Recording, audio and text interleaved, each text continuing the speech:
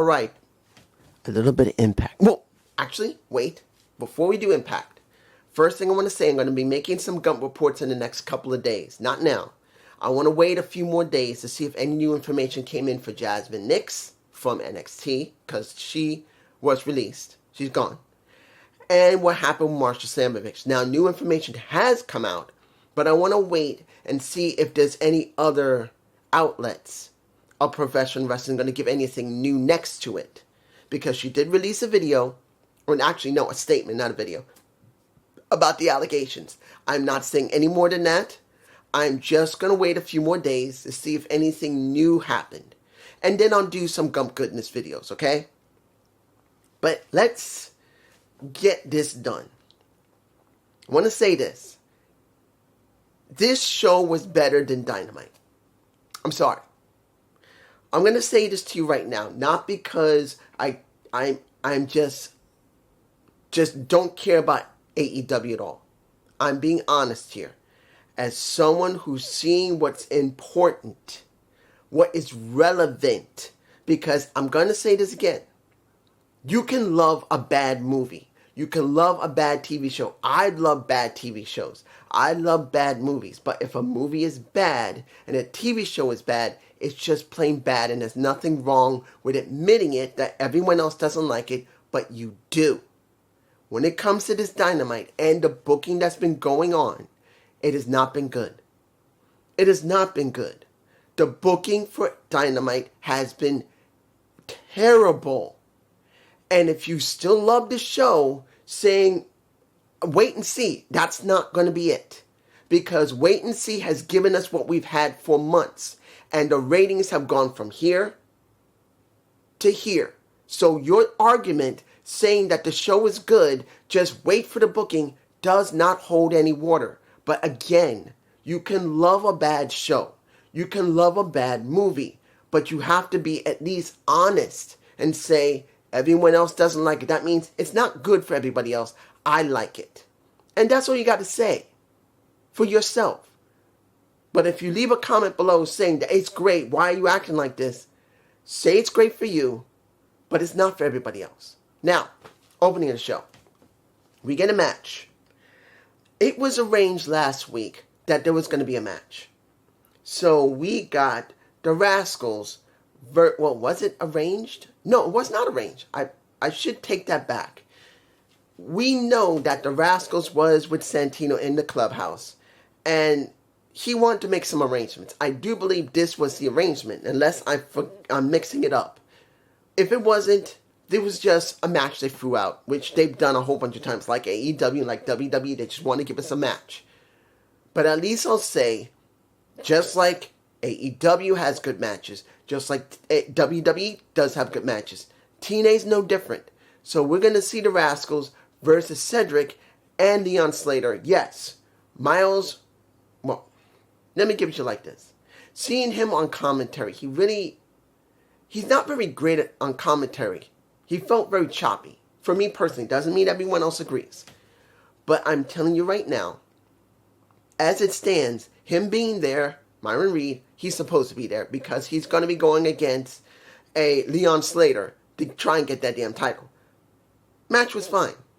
Of course, we got Leon Slater pinning Trey for all people. I would have thought it would have been Wentz who would take the L here because Trey just came back. But they chose to let Wentz not take the L here and Trey too.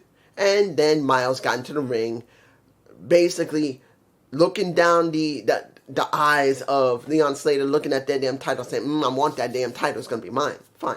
It's all right. It's an all right opening. No different than the other shows. Second one, which I was surprised, because I haven't checked media, like you guys know. I've already stated this. I don't check out social media on X, on Instagram. I don't check the YouTube channel a lot. Very rarely I do it because I don't want to just dive so deep into it, I lose the love of pro wrestling because everybody else, unlike them, me, if I go too far with something, I burn myself out. I don't like that. So we got Victoria Crossford. Well, I'm going to say this about Victoria. Going against Jody Threat.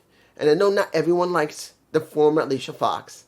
But let's be honest here. Alicia was never a bad wrestler, but she was never a great wrestler. Alicia has always been here, pretty consistent. Sometimes she has a little bit, but most of the time she's always been here. Straightforward here, no difference. Let's make it clear. When she was young, and she's still a damn good looking woman, yeah, she just don't got these. And she don't got that back there. She don't got nothing there, and she don't got nothing there. But she's always been a damn good looking woman, no matter what. That's how Alicia's always been. If you're going to be just looking at just saying she was just eye candy, yes, she was. She's been a manager. She's been a wrestler. She's worked in the back at one point, doing skits there. That's how Alicia's been. And Victoria's no different from here. But I will say this. Since she's joined TNA, compared to how she used to wrestle in WWE, it's different.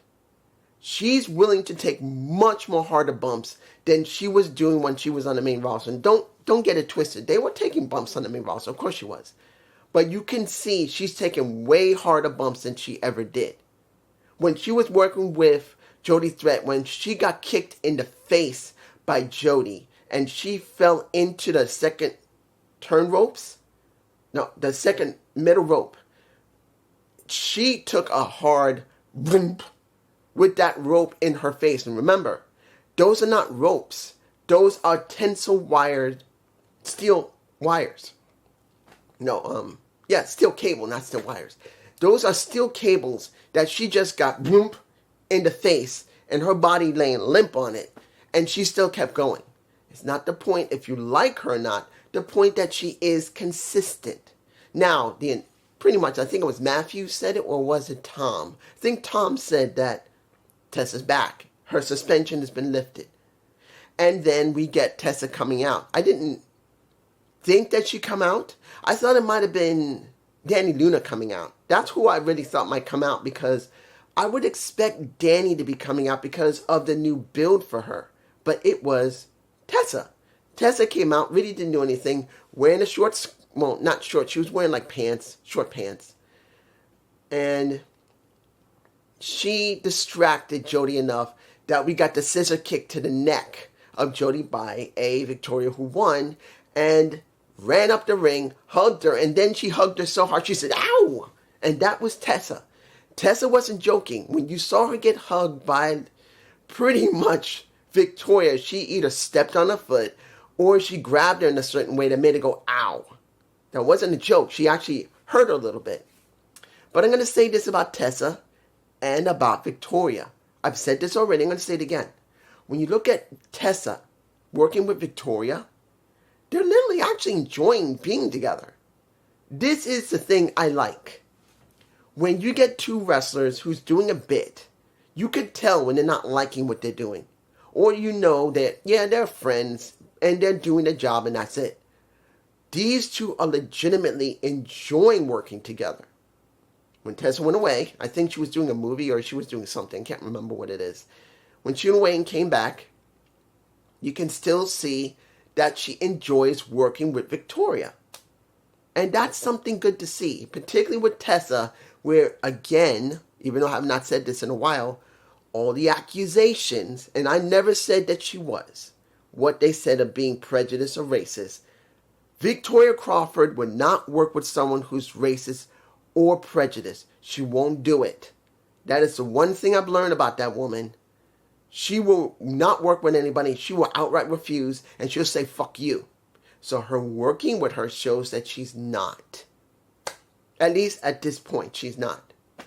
Now, let's move on to the qualifier for the Call Your Shot Gauntlet that's going to happen in Bound for Glory, I do believe.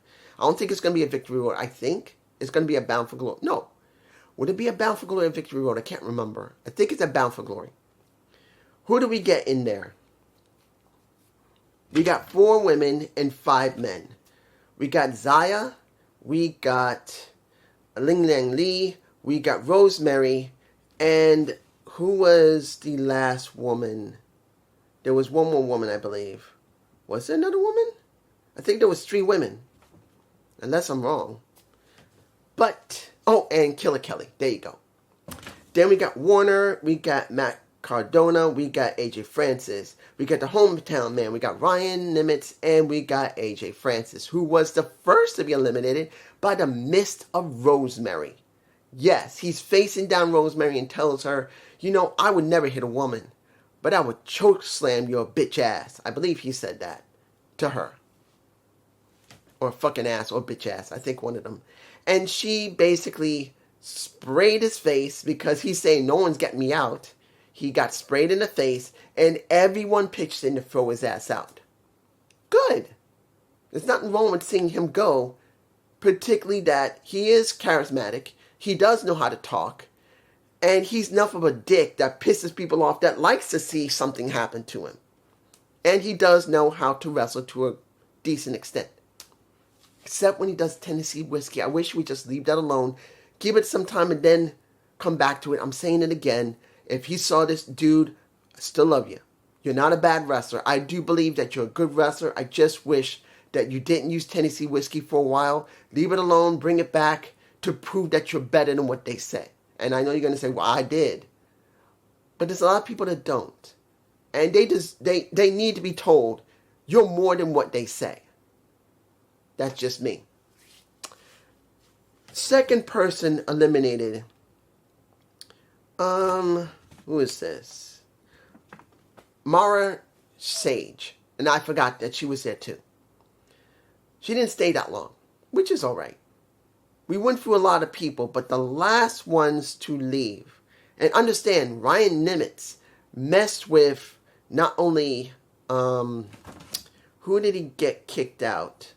I do believe that he messed with Matt Cardona. He also messed with Mace Warner, and he also bothered a little bit of Yin Yang Lee. I do believe if it wasn't Zai Brookside, it was Yin Yang Lee. He messed with a lot of people that mess up because he didn't get eliminated immediately. He just got thrown out of the middle rope. He didn't go over the top turn rope.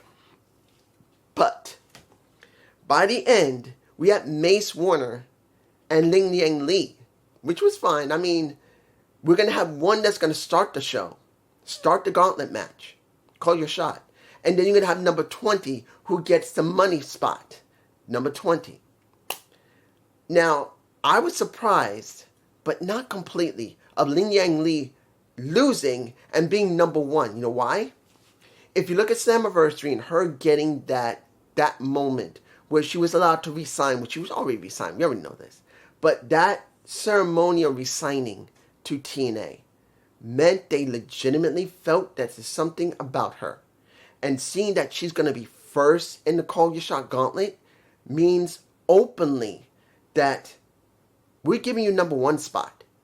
We're going to let you show what you can really do and show that if you got the charisma, you got the will, and you got the work ethic and the ability to work, we're giving you the spot because number 1 spot is the most important spot.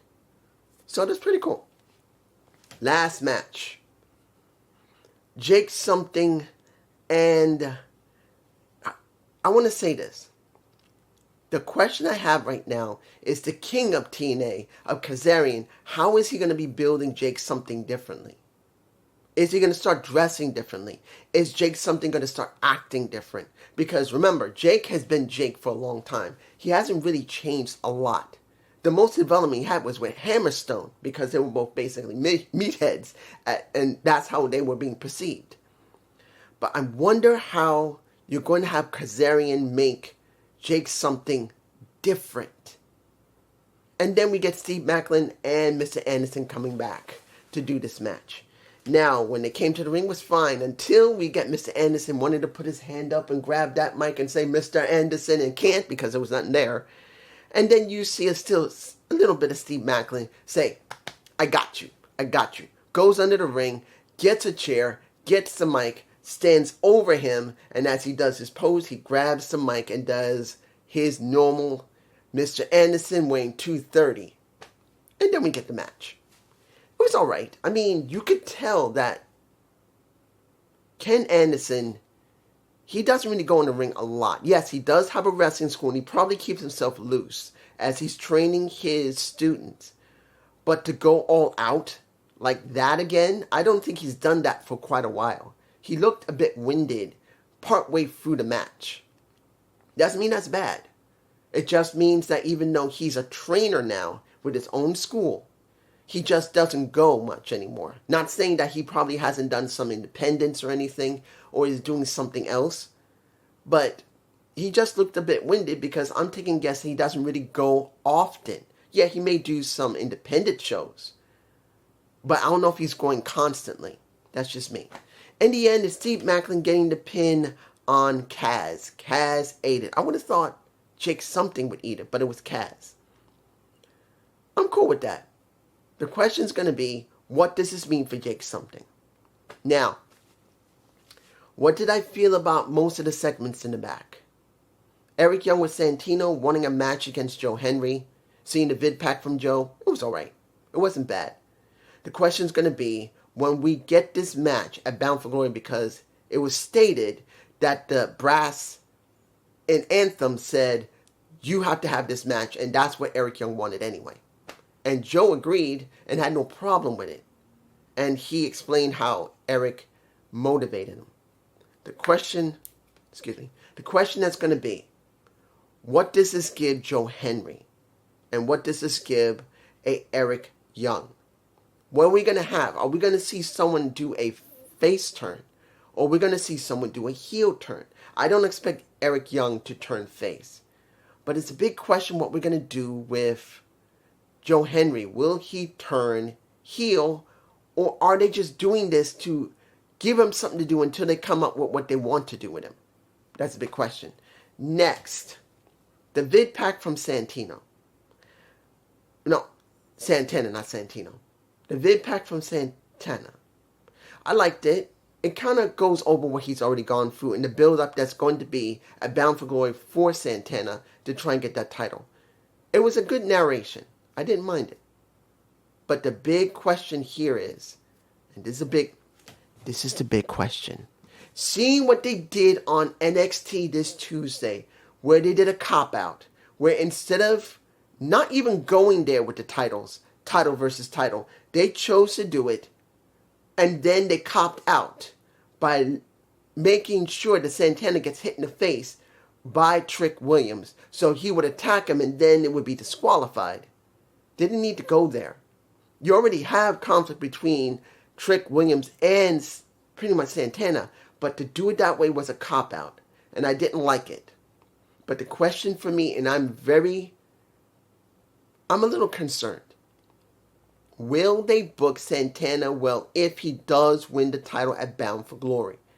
What is the first thing they're going to do for Santana when he wins that title, if he is winning it? Okay, we now also know next to Mickie James going into the Hall of Fame, we're getting Velvet Sky, and we're getting Angelina Love going into the Hall of Fame, which, nothing wrong with it. Beautiful people have been around for quite a long time, and people love them. And I'm not going to say that. Let's just say they look good. Both women look good, okay? Both women look good. I'm shocked that they couldn't stay together. And that was Devon. No, not Devon. Let me give you like this. Velvet Sky had her life with Bully Ray. And I thought they were going to have a good life together. And knowing that they couldn't stay together, but they're still friends. As far as I know, they're mutually separated. They're still friends. It shows how much they still care about each other. But it's like, I can't believe they couldn't stick together. It's sad to see.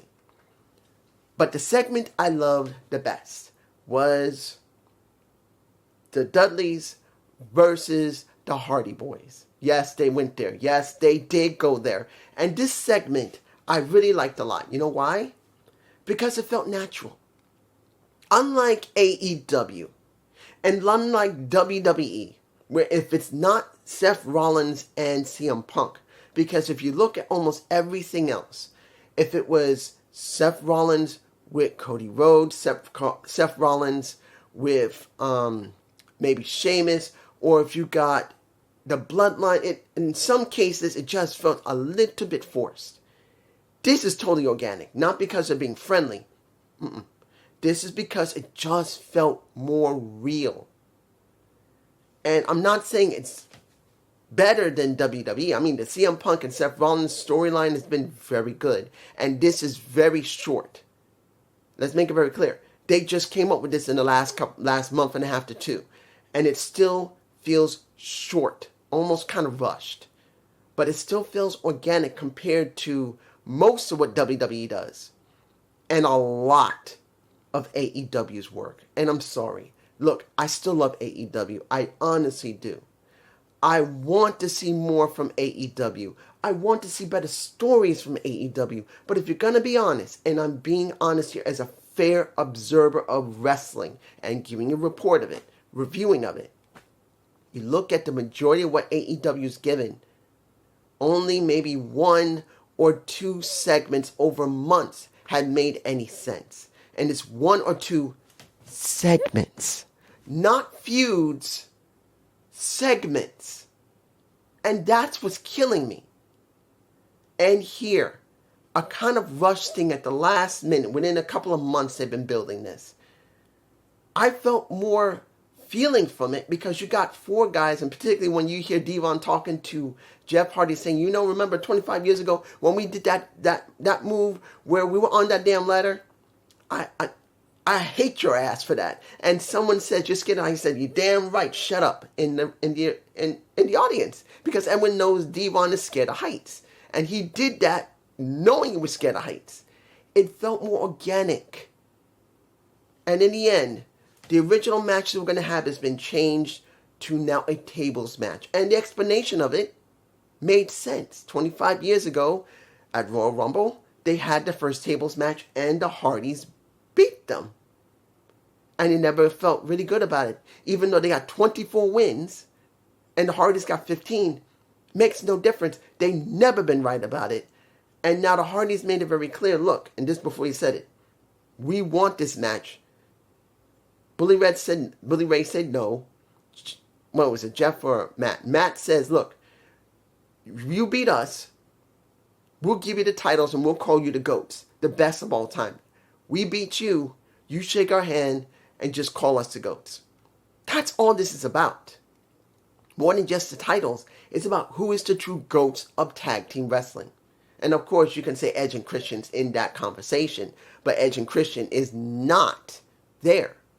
The Motor City Machine Guns are not there. Generation Me, which is the Bucks, they're not there. But even with that, the Dudleys and the Hardys have had the most amount of tag team championships anyone's seen since what? Maybe the Hart Foundation, the Midnight Express. Anybody else that's from history past? So it felt more real, even though this still feels a bit rushed. No, it does feel rushed a little bit. I can tell you, I am interested in Bound for Glory for this match. And particularly Devon. Devon already just in the last couple of years just had back surgery. Or is it neck surgery? I can't remember. So the question is, how well has Devon stayed in shape? He doesn't look skinny. He's got a bit of a belly. But the question is he in good shape enough to go in the ring one more time? But this is just me, and I hope you enjoyed this Impact review. Give me a comment below. In the next couple of days, I will do some Gum Goodness videos talking about a little bit of Marsha Slamovich, a little bit of Jasmine Nix, and maybe a couple more things. Peace.